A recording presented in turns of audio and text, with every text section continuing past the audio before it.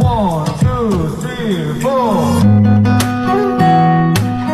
Saison 3, épisode 3. Et là, on va parler de la to-do list. Donc, c'est la liste de choses à faire. Donc, je trouve que c'est vraiment important quand même de faire une liste de choses à faire et à acheter surtout. Surtout, vous, mesdames, des fois, on va au magasin, on a un coup de foudre, on achète tout et n'importe quoi pour rien. Donc, voilà. Donc, moi, ce que je fais, déjà, parce que là, vous allez voir, il y a écrit déco. Donc, en gros, normalement, je fais to-do list une par mois. Donc, j'essaye de faire un maximum de choses. Donc, quand je le fais, eh ben, je barre. Et si à la fin du mois, il y a quelque chose que j'ai pas fait, je le remets sur la liste du mois d'après par priorité. Donc, je commence toujours par les choses les plus prioritaires vers le haut. Pareil pour les achats, je note par priorité. Et comme actuellement je suis en travaux, donc en fait j'ai deux to-do list. Donc j'ai une to-do list travaux et une to-do list déco. Parce que pour l'instant c'est ma priorité. Je veux finir mes travaux et finir ma déco. Après le reste on verra. Donc voilà. Donc après en général quand je suis pas en travaux.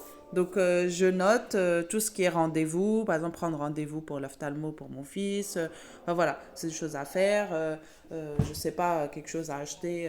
Il manque des ampoules, bah, je vais noter acheter des ampoules. Enfin voilà. Donc vous allez noter vos rendez-vous, des choses que vous avez besoin d'acheter pour votre maison, tout ce qui concerne les enfants, enfin voilà. Donc voilà, c'est vraiment bien de se faire une petite to-do list de choses à faire. Moi, ça m'arrive aussi des fois de me faire une to-do list à la journée. Quand j'ai plus de 3 trucs à faire dans la journée, je me fais une petite to-do list, comme ça, j'oublie pas et je coche au fur et à mesure. Donc, c'est sur une application, l'application bloc-notes là, du téléphone. Donc, je me fais voilà, une petite to-do list à la journée, des fois. Et donc, par exemple, dans les choses à faire, je note aussi la chose à acheter qui va avec. Donc, ça va de soi.